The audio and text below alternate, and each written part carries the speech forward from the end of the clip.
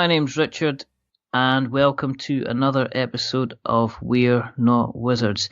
Tonight is a quick start on the Kickstarter, and what that means is sometimes there will be people who are running a Kickstarter campaign, and they will be in the middle of their campaign, and we want to find out a little bit about themselves, about their project, and find out a little bit about the game, a little bit about themselves, a little bit about how they got into the hobby. So joining me today is from B Team Games is Jason Bice.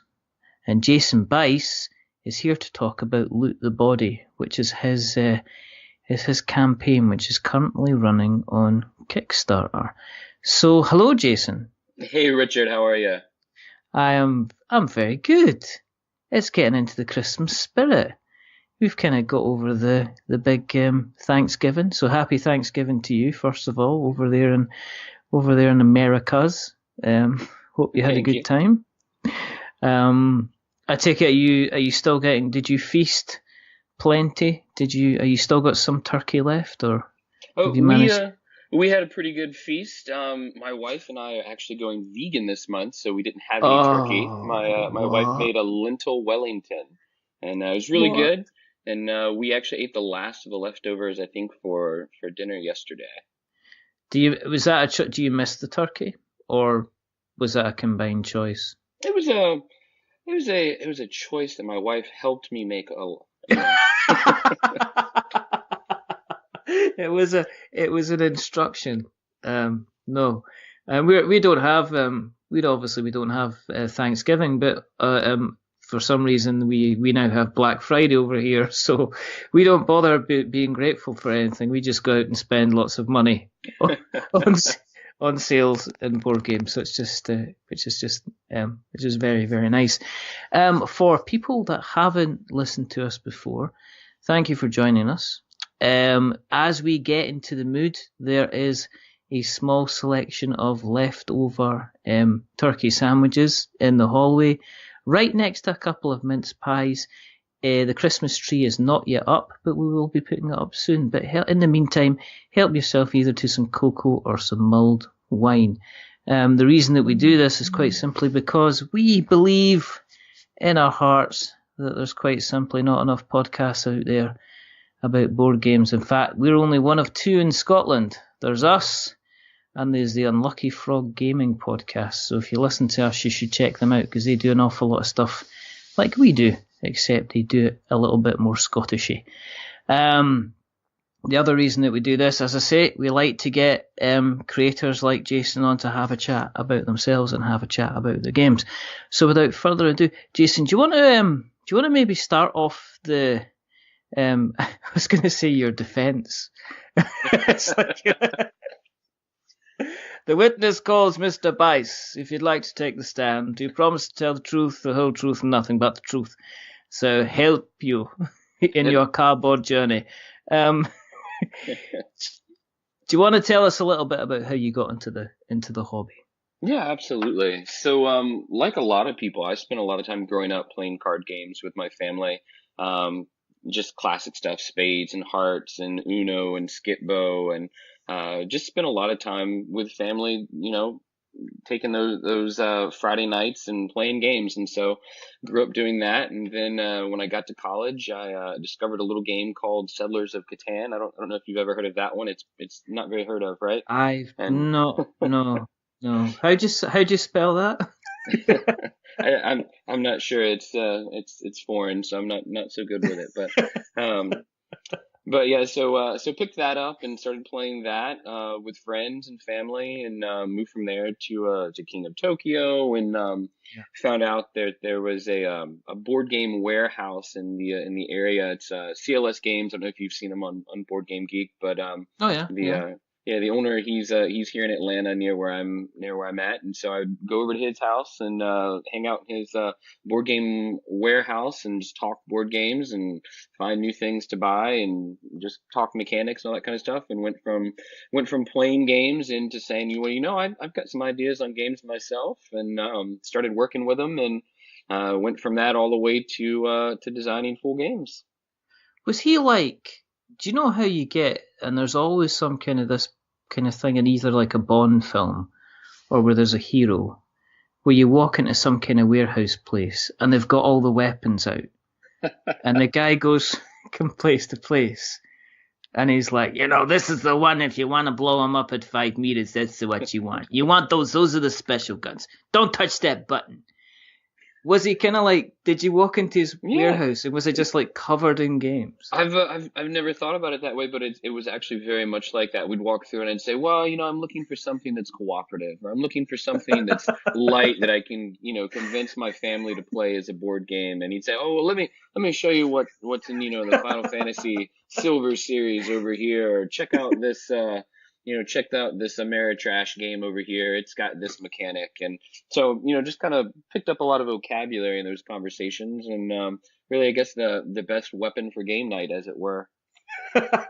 Did he categorize them by, did he have a category kind of thing? Did he say, this is where I keep my worker placement. This is where I keep my, this is where I keep my Ameritrash. This is where I keep my seventh continent, but you're not allowed to touch that one because you can't get hold of it yet. That's right. No, he had them just kind of all over. Typically, I think they were typically arranged by like publisher to make it easier for him sending them out to people. So, did it become a case that every time you walked away after spending a night with him, spending the evening, spending the night, and you went home with some cardboard, kind of like did you always kind of say, oh, just take it, go on? Did you end up having a lot of purchases kind of going on after having a game night? I definitely did. You know what? He's famous for his Black Friday sale as well. Like, he does some deep discounts for his Black Friday sale. So I look forward to that sale every year. Did you manage to treat yourself? Well, I treat myself as well as my wife will let me. Gotta make sure the kids need shoes and pants, and she likes to make sure we can pay the school bill. So outside of that, I treat myself a little bit here and there. I just can't. That's just that you can wear cardboard things for shoes. I keep telling her that. I've got a 3D printer that I use for putting some of my pieces together. I'm like, I can make you guys some like shoes. I can print you any shoes you want. They could have flash shoes. Yeah. They could have any type of shoes if they want shoes with wings on them. Exactly. If they want, big, oh, what's wrong? Oh, I'm getting troubled at school. Well, here you what? Let me add a couple of inches to the size of your shoes, so you're now going to be an awful lot taller, so the bullies won't catch you. This is an untapped kind of resource. But yeah, I suppose you get social services saying you can't send your kids along dressed in magic cards. Well, okay, sorry, kind of thing. Was there? I mean, what was the kind of the games that made you turn from somebody being like a casual kind of gamer into, what were your first loves? I mean, you mentioned Catan, and I'll have to look it up on Google and see what that's all about. But was there anything that kind of fired up the imagination, and you went, yeah, this is not a hobby. I really, really like this stuff. Yeah. Well, I played a lot of different games, but I'd say the first time when I thought, hey, I think I can design something, I was playing Castle Panic with some friends. It's a great game, and I'm looking at it, and it was kind of touted as this, hey, this is kind of like a tower defense game. But it's not really like classic tower defense. And I was playing it, and I said, we could make a tower defense game. Like, we could put something together that would be like a really good tower defense game. And so that was the first one that kind of sparked that. This is worth investing some time in. And I studied mathematics in school, and I love crafting things and kind of doing engineering things. So once I got into designing games and researching like what it takes to do it, I was like, oh, this kind of fits all the areas that I just really enjoy doing things. So are you involved in engineering, maths, designy stuff? Is that what you do for a day job then?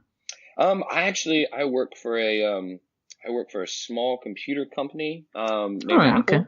I don't know if you've heard of them, but I've worked for them. I guess I have to write them down because I keep Catan and now this Apple How is that just spelt like the fruit?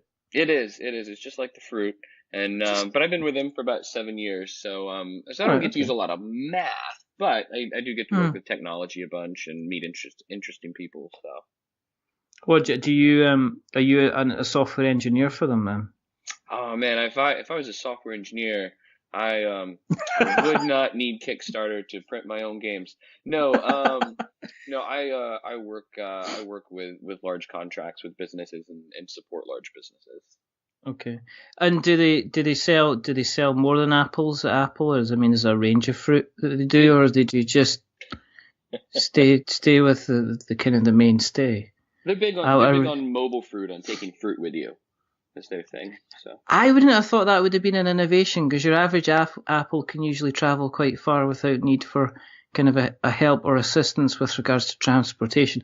I don't think they're going to be a success. I think they need to look at their business model.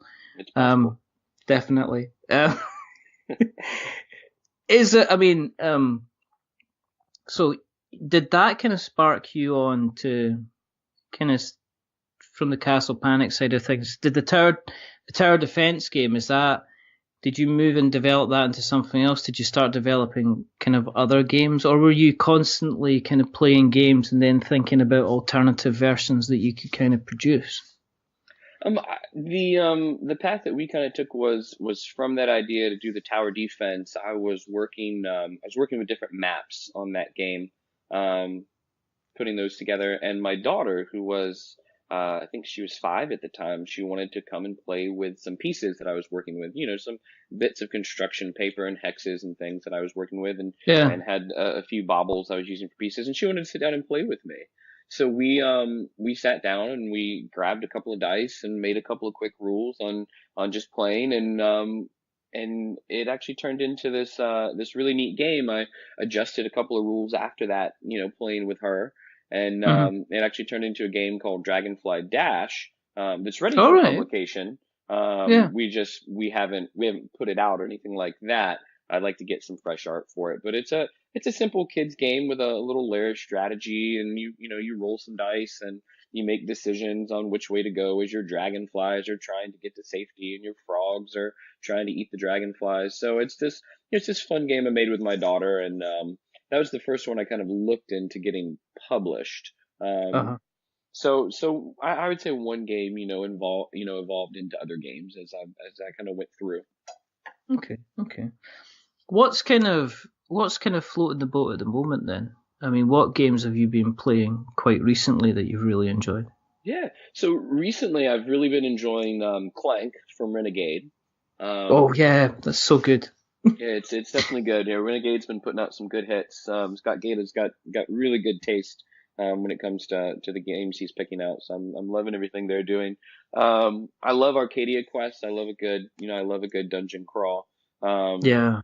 I love playing D&D and storytelling and things like that. All of that kind of, as you've seen in Loot the Body, you can probably see kind of the D&D inspiration that's there, and kind of the homage to classic classic play there. Um, so all of those things are kind of the things I like to do. As everyone, I don't get to play nearly as much as I want to. I've got Yeah. 3 kids, and 2 of them are really young, and so it's difficult to find a game night. But that's also influenced my game design as well. Like with Loot the Body, I mean, we kind of designed it for people that don't have a lot of time to play, but like dungeon Yeah. crawls, right? So you can take it out of the box and have a dungeon ready and game ready to play in under 2 minutes. And it's quick and easy to pick up. Those are the kind of the design elements that are required to get my wife involved with playing a game. How old is your oldest then out of the 3 kids? Yeah, my eldest is she's 8. She'll be 9 in January, and then I've got a 3-year-old and about a 20-month-old. Wow. Awesome. We started playing King Domino Mm-hmm. with our 5-year-old, and he loves it. So Mm-hmm. I don't know if you've got that in your collection, but No, I don't have that one. it's fantastic. It's well worth looking out because it's got an educational aspect to it in terms of how you Mm-hmm. order the tile, and yeah, he's been playing that, and it's been absolutely a lot of fun. And I we kind of play it almost kind of every day because it's a very simple. You're talking about a simple kind of set up and put down again. King Domino is very, very good. I'm not sure about Queen Domino. I've heard it's more complicated because they're expanding the rules. But as a dad to a dad, I would say if you've not got that in your collection, it's really, really inexpensive as well. I'm not asking you to put down, it's quite easy to say, honey, it's $20. Exactly. And it's educational and it's good fun, and you can have you've got your 4 players, and it teaches them about spatial awareness and orders of numbers and color matching and everything like that. And yeah, I'm that'd not be great. Definitely worthwhile checking out. We're going to talk about it on another show in the next couple of weeks, myself and Colin, because we've both played it for the first time 3-4 weeks ago and have loved it so much that I went and got it from my boy. So it's quite good. Has that affected your decisions in terms of have you tried to be thinking about games accessibility then? Because it seems like, I mean, look the body, apart from obviously the rather macabre name, to be honest. The it's quite a cartoony kind of looking game. It's got kind of quite simple, quite pleasing kind of illustrations on it. Is that because you're quite family orientated? Are you looking more towards a simpler game than your kind of your bigger, heavier type Euro type games? Yeah, I think so, and I think we made that decision for a couple of different reasons. As you mentioned, being able to play it with kids is definitely important, and I definitely agree. The name Loot the Body, it's got a little bit of an edge to it, but it's so recognizable for anyone in kind of the dungeon crawl. I think there's a big market for people that love that genre but have families now and maybe don't have time to get out Descent or put together a whole, section of minis for Zombicide or something like that, or just want to play with their kids, I think there's a big market for that and a big need for it. So that definitely went into it. The illustration style, I'm in love with the work that our artist does for it. I love kind of the cartoony style that's there. I intend to use the illustrations in a follow-up game that's in the same universe as Loot the Body. So I definitely want to keep using it. But yeah, those are big influences on why we went that direction.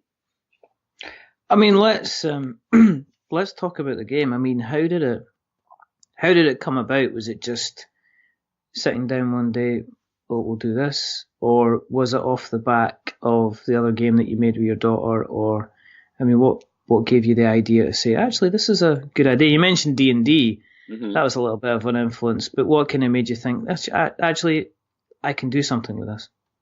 So I remember the day that I first came up with Loot the Body, and I remember because I woke up with the idea in my head, and I had almost a complete set of rules like that just poured out of me after waking up. So I got my computer, started typing out these rules, and I remember the day because it was the day that we were supposed to go and close on our house.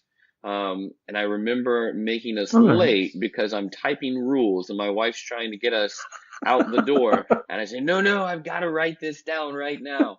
It worked out. We're not homeless. We closed on the house. But I remember the day, and so it came out kind of like that, and it was called Loot the Body from the get-go. Some of the original mechanics were a little bit different. There was slapping involved, and the dungeon was set up a little bit differently. I think like version wise, the version that's on Kickstarter is like my rule set's like 8.5 or something like that for different like major revisions to the rules. So it was kind of an idea that came fully formed. It's funny how you get people like that. It just, how did it come along? It's like, well, it wrote itself. I wrote it, I prototyped it, I had the rules down and everything like that in kind of a day. And I know some people that take kind of months, years, that go from the initial conception actually getting something kind of finished, He who shall not be named, Chris Davis, who and was good friends with. We should maybe just very quickly, as a quick aside, you did reply to that email and say that he is, that basically his monsters would probably not win in a battle because their muscles were all kind of airbrushed, basically, which was pretty good. He said it took him 6 years, basically, to kind of put together, his kind of game. Mm-hmm. How do you play it? Take us through the kind of the mechanics. How do you play the game? Yeah, absolutely. So I'll just start with game setup, right? I mean, you've always got to start there. You've got a set of boss monsters. You pick 3 of those at random, put them face down on the table, shuffle up all the dungeon cards. You're going to take the dungeon cards, you're going to put 4 on top of each of those 3 boss monsters and put the 3 stacks together. And just like that, you've got a randomly generated dungeon that's got monsters and traps and treasures and boss monsters in it. So the objective of the game is to survive the dungeon and acquire as much treasure as possible, kind of outdoing your friends. At the same time, you're really requiring your friends to play well so that you can survive. So it's got a semi-cooperative element to it.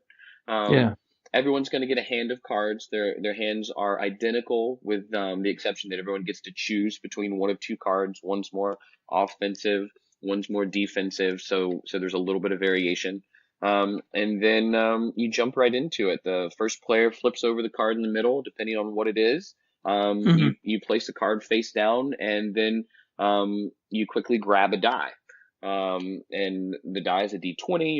You roll it and you see if it's a 1 or a 20. If it is, you get either a bonus or a penalty. But there's one less die than the number of players. So whoever doesn't get a die is going to get a penalty for being too slow. You're so slow, the monster's got a better chance to attack you back and things like that. Right. Okay. So it goes on like that for the 15 cards. You have to watch out because your friends, some of their things can damage you. You've got to think quick because the monsters are color coded. You've got to you can play just by matching colors, but you don't have to just match. The like green monsters are the weakest and absolutely any card will hit them, but red monsters are the strongest, and so only red and blue cards hit them. So there's this hierarchy of what cards will hit which monsters, and you're making decisions. Do I want to use this weapon that's going to do a lot of damage right now and get this much loot, or do I want to save it and get more loot later? So there's a lot of back end strategy that you have to think through really quickly as you're going through. If you faint, people loot your body. They take loot off of you. Right. So there's kind of there's additional ways to get other loot.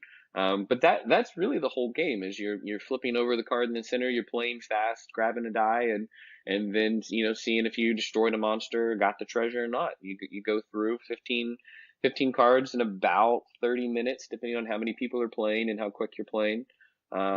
There's a lot of laughing, a lot of kind of emotional roller coaster if people roll 1s or 20s and that kind of thing, or somebody steals the card, steals a card from you, stuff like that. So there's a lot of kind of laughing at the table, a lot of joke telling. So it's pretty straightforward. And what's been have you been able to get this kind of play tested? Oh, absolutely. A lot then? Yeah, absolutely. Yeah. So I've taken it around to different conventions around the country. I've got a regular group here in the Atlanta area that there's a group called the Alpharetta Guild of Geeks, and there's about 1,400 people in the group, and there are weekly meetings where everyone gets together and plays games and that kind of thing. So I've done that group. They've played it a bunch, and then I've got other meetup groups that I use and I take it to and get feedback. So just kind of all over the country, I've gotten feedback on it, and generally things are pretty positive. I love getting good criticism on whether it's, how to make cards simpler to read, or how to make the game easier, or something that might, slow down gameplay. And I'm a big believer in getting feedback and being responsive to it. Okay.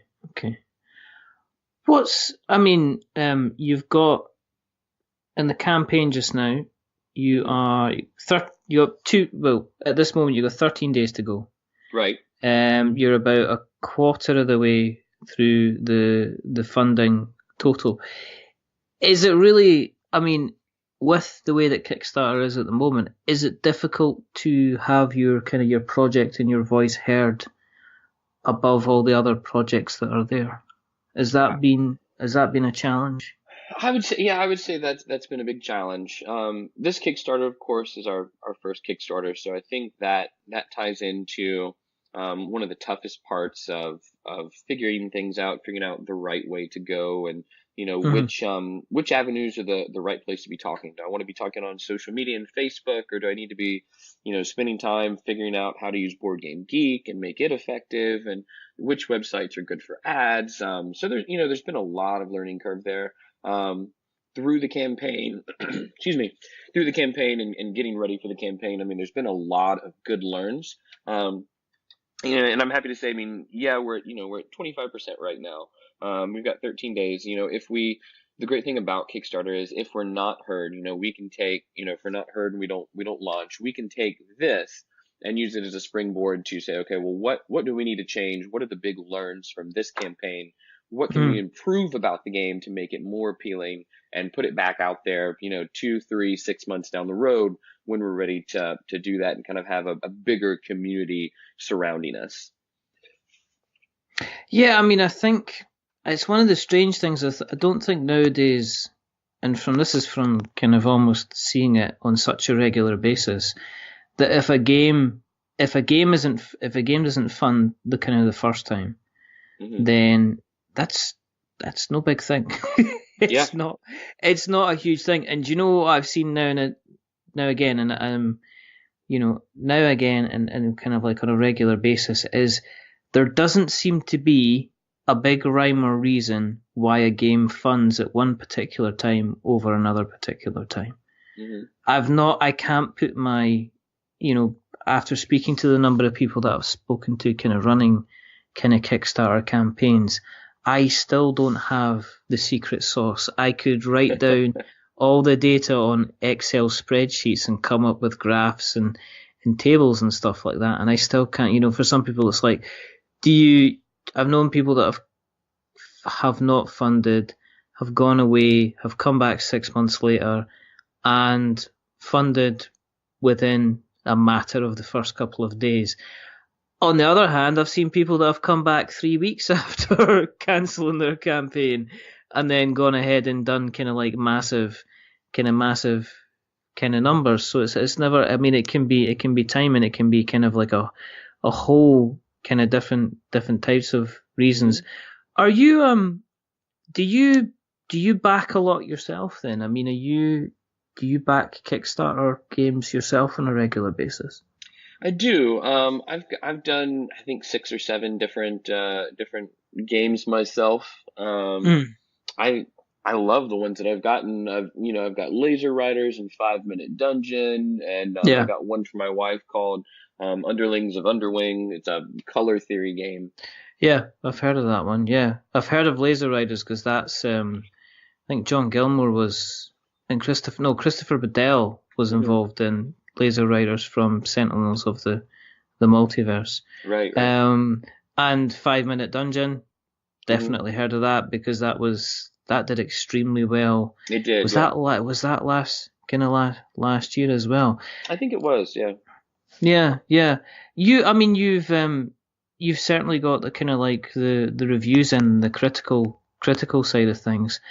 Is it? I mean, is it difficult to get kind of people to review the game when you're like a first time kind of designer developer?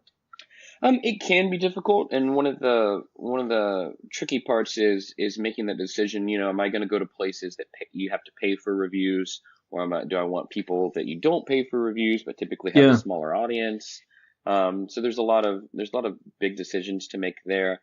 Ultimately, I mean, we did a little bit of both. We went with Father Geek, and I got to tell you, I was really nervous about theirs because it was kind of coming down to the wire for our Kickstarter, and he's like, "Oh, we don't, we'll release the review," and it was like it was being released the day that we were starting the Kickstarter, and I'm thinking, he can be brutally honest, Cyrus, he can be brutally honest with games. If he doesn't like it, he says it. I told my wife, I was like, he's gonna come out and he's gonna hate it and he's gonna blast the game and it's gonna ruin everything and no one will ever want to read it on the, I won't have any time to do anything about it. Did And you did you replace the carpet that you worn out, kind of pacing back and forward, waiting for the a little game? bit, a little bit. Yeah. And but we were we were very pleasantly surprised that they gave us their seal of approval, where the children liked it, the parents liked it, the hardcore intense gamers liked it, and they were even playing they were playing an older prototype version before it got slimmed down into an easier to play game the way that it is now. So we were very pleased with just the great things they had to say about it. Um, Hmm. but reviews, yeah, reviews can definitely be tricky. I mean, who to go to, doing it in advance because all the reviewers are getting so many people, they're booked so far in advance. You really Yeah. have to get ahead on that. Um, it's a big learning I curve. mean, was this? I mean, the reviews. Were you doing kind of like pay, print and play copies, or had you got actual kind of full prototypes kind of ready Hmm. to send out to reviewers? So I've got what I call review prototypes. I'm big on having the aesthetics look good. I like one of the big things for me being brand new is I wanted people to know that we're serious about what we're doing. I'm Yeah. not sending out construction paper for somebody to play and that type of No. thing, which is fine. Some people, that works for some people, and that's what they've got as prototypes, especially if they're established. But I wanted to be able to show off our art. I think our art's a big selling point of the game. It's a very unique style.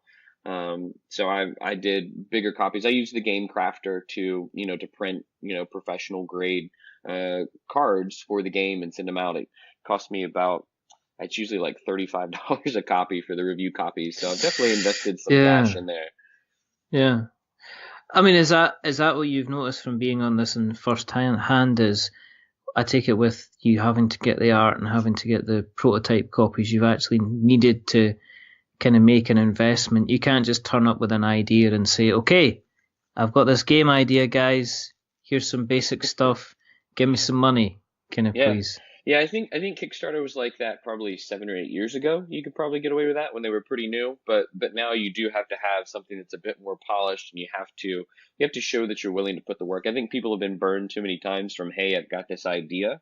Um, I know. and so you have to show that you've got a product ready, and that's been our big thing is saying, hey, we've got a product that's ready to ship to the printers. I've got and I've been lucky as well. I do a lot of demo work with Yellow at their conventions and things like Oh, that. right. Okay. Yeah. Yeah. Okay. So I've had a lot of opportunity to spend time with different executives in the board game industry and ask them about logistics companies and get recommendations for this printer or that printer, and so really an inside look at a lot of the board game industry has been really helpful in the process. And I think now having done the Kickstarter and being in the middle of it, I've got a much better idea of that and how we'll move forward not only with Loot the Body, but also kind of the follow up games. Um, our next game, like I said earlier, it's in the same universe Yeah. as Loot the Body, so there'll be some crossover with the art. And then I've got some giveaways I want to do with some of the art, and I've actually even got a book that I'm working on in the same universe too. So all kinds of stuff. Is there I mean, with other games that you're planning, I mean, do you have the big box dungeony type crawler thing? Do you have the RPG there? Is there a worker placement game there, Jason? I mean, have you got So all these kind of different ideas kind of bubbling under?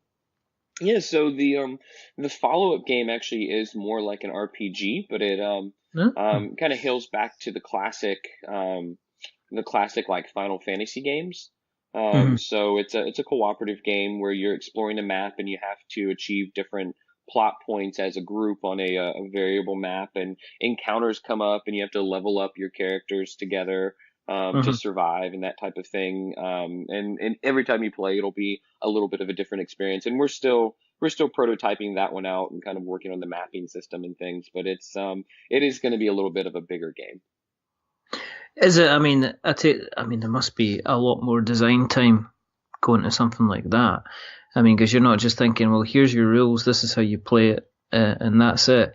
You're kind of going to look to kind of different variables and stuff like that when you're putting together the kind of the RPG side of things. Absolutely, and different, storylines and history and all that kind of stuff. And so yeah, it's definitely a bigger design process. And we've got some other smaller projects we want to work on too. We've got an area control game that we're working on as well. It's have you? I don't know if you said you've got kids. I don't know if you guys have ever played like the lava game at home, where like you I pretend don't like have that. No. well, so it's not like a board game, but it's like where the kids pretend like that Oh, the yeah, floor yeah, is yeah, yeah. The lava and you floor's can't lava. touch the Yeah, floor. yeah, Yeah, so yeah. Yeah. we're working on a board game version of that. It's an area control, and you Wow. hop around in the different portions of the furniture Yeah. and everyone's a kid and you're hopping around on the furniture and you're trying to gain control of different areas as the lava's rising. So that's another kind of mid-sized game that we're working on as well. So we've definitely got different projects underway. My kid watches a YouTuber called Kid City, Hmm. and they do the floor is lava Yep. all the time. So I know exactly what you mean by the floor is lava, because sometimes when I'm out with my son at the park, I'll just look at him and go, floor's lava, and you see him Everybody dashing off. jumps up. Latest bit of kind of like latest kind of like play equipment. Is there a much heavier, kind of more serious game for yourself as well? I mean, you mentioned obviously the RPG, but have you also got the kind of the big box game which everybody, seems to have inside them and wanting to put together? Um, I don't have one that I'm working on right now that's a big box game. I think the biggest project we've got right now is actually a project that's a multi-game project. All right, okay, It's a modular system. So you get the one box and then you actually get expansions to it. Um, okay. and they're all based on kind of a 16-bit universe. So Oh, you've got there's a side scroller and there's a fighting game, different things. And so we're looking at ways to turn one game into, 4 or 5 different games. that's pretty cool. So, I mean, as far as B team goes, the B team is going to keep on going. Is it just the B team? Does it just become from, obviously it's yourself and your wife, so it's the Bice team? Yeah, exactly. It is. Is that Um, it? and yeah, so the B team's kind of been a joke among the family for a long time, where we call ourselves, hey, B team, load up in the van. In fact, we've got a little van, and we call it the B team bus. But but yeah, we that's how we started out. That's how we got the name, and it's kind of a play, as well, because you don't think of the B team's like, oh, that's the B team, but like, no, we're gonna own it. We're the B team because we're B for best, right? And That's right. so we've kind of owned that, and I'm working on bringing other people into it. I've got some other friends. Atlanta's a good area for a lot of different game designers and things like that. So I've got some other designers that I'm looking to bring on board and help design some of the upcoming titles. Was PAX Unplugged? That wasn't near you guys at all. Was that Philly? Yeah, that was Philly. I was PAX. there though. Were you? Oh, you Hmm. demonstrating as well? Yeah, I did some demos and then also worked with Yellow there. Oh, cool. So what kind of things were you demonstrating? I mean, what kind of things were you demonstrating with Yellow then? So with Yellow, we were just kind of showing off the new titles. I actually spent most of the weekend doing Giant King of Tokyo. I don't know if you've been to any of the cons where they have the Giant King of Tokyo, but man, I love seeing kids play with that thing. They pick up these pieces of these monsters that are the same size they are, and they're moving them around. They've got these dice that are the size of small soccer balls, and they're flinging them all over the place. It's just the joy on their faces, and people say, "Oh, it's Giant King of Tokyo," and so it's a lot of fun. There is only one thing better than King of Tokyo, which would be Giant King of Tokyo. I think the only other thing I've seen which is giant is, I think it's a Giant Takenoko, I think, Hmm. and Luke Hector, who's a friend of the show, He says, "I've got Takenoko. I've got deluxe Takenoko. I've now got giant deluxe Takenoko." And this panda's like the size of a small dog. you, you don't put it away in a box. You put it in like a pen when you finish with it. The thing's so huge. And the bamboo, he's just using that as it's just real bamboo. They don't even bother making that stuff out of plastic. They just actually deliver real canes of bamboo that you can connect together and everything like that as well.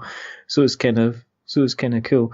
With with us entering into the season of regretful sales decisions after Black Friday and heading into the joyous month that is December, where we will no doubt be advertised in various kind of ways.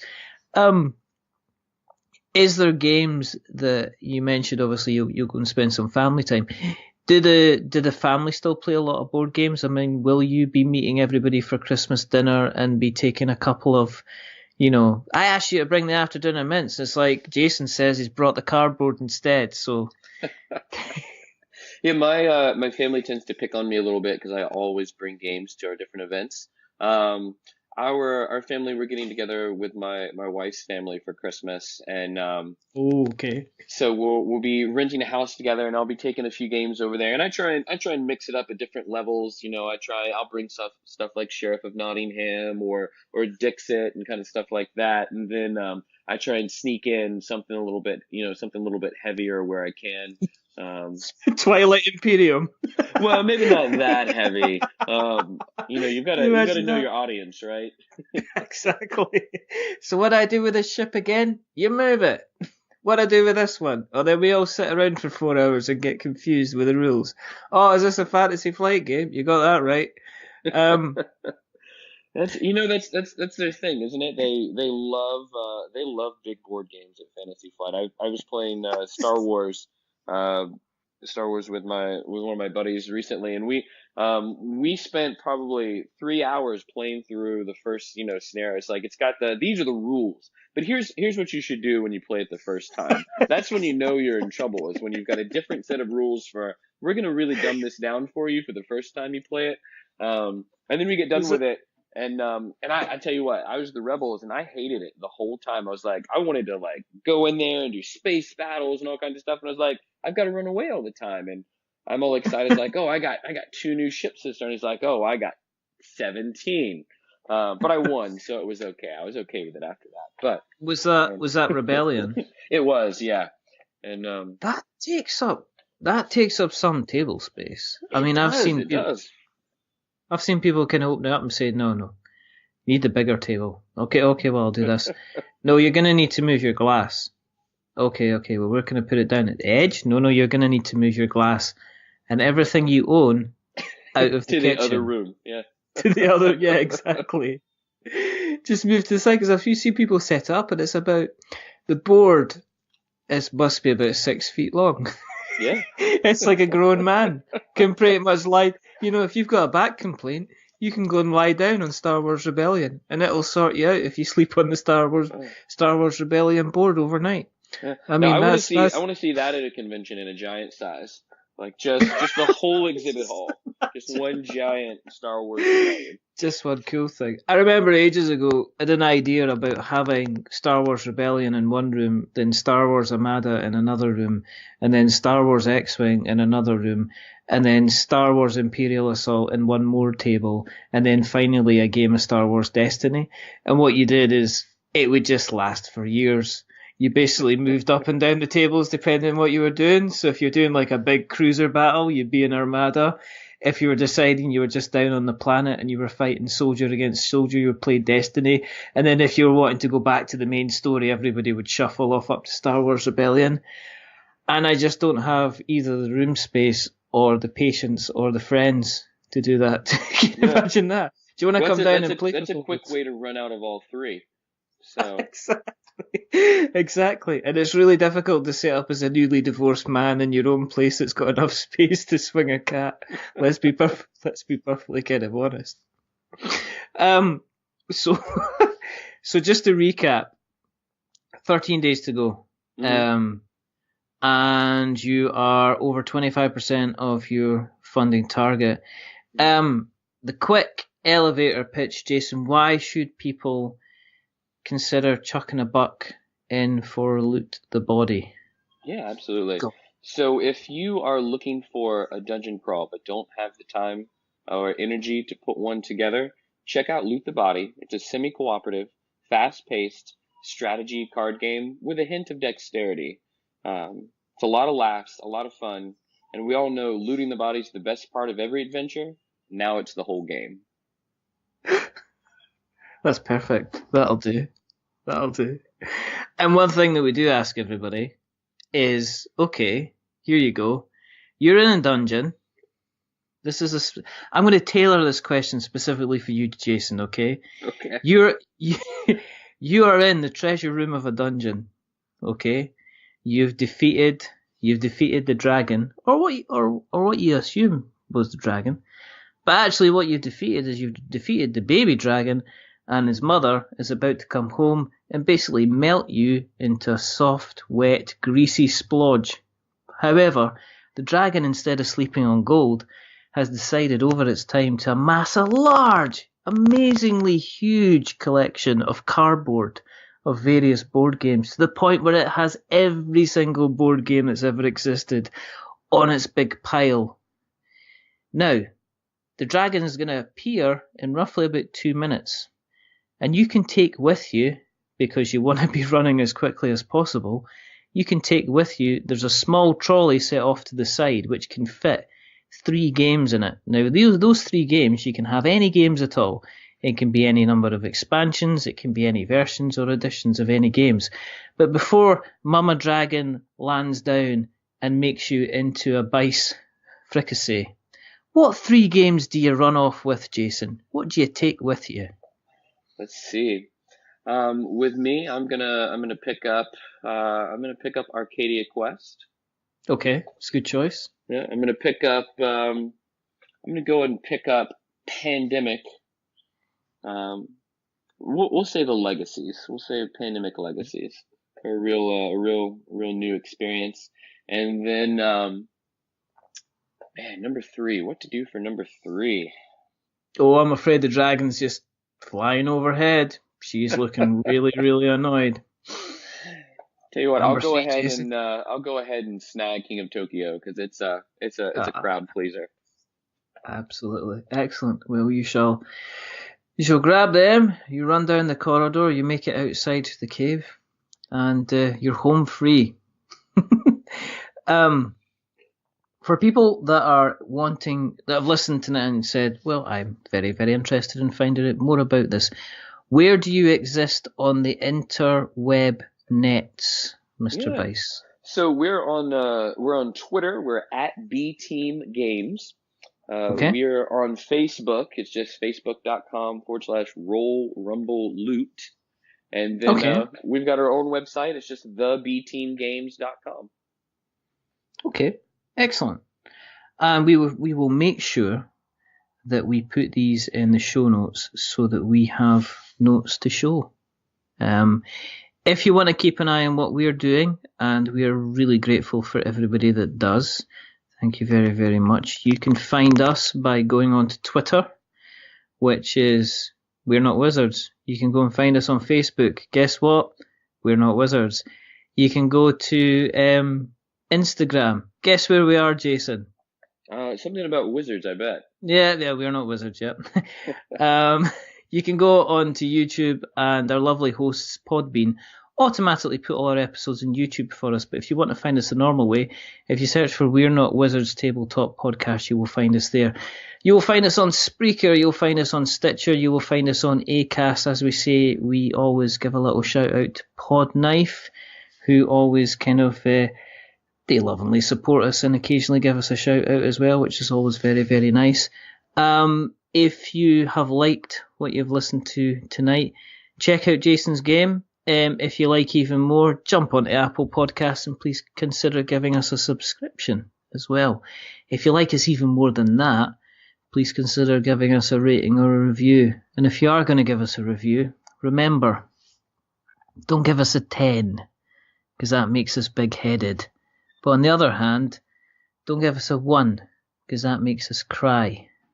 Give us something in the middle, like a 5, because it's average, and we are decidedly average. But the person who's not been average is the rather... We were going to put him in the A team, but we prefer to keep him in the B team. It's the rather fantastic, the rather wonderful Mr. Jason Bice. So thank you very much for coming on, sir. Thank you. It's been a pleasure being here. And best of luck with the campaign as well. Now, there is only 2 more things to do. And the first thing is to remember that we are many things, but we're not wizards. Are we wizards, Jason?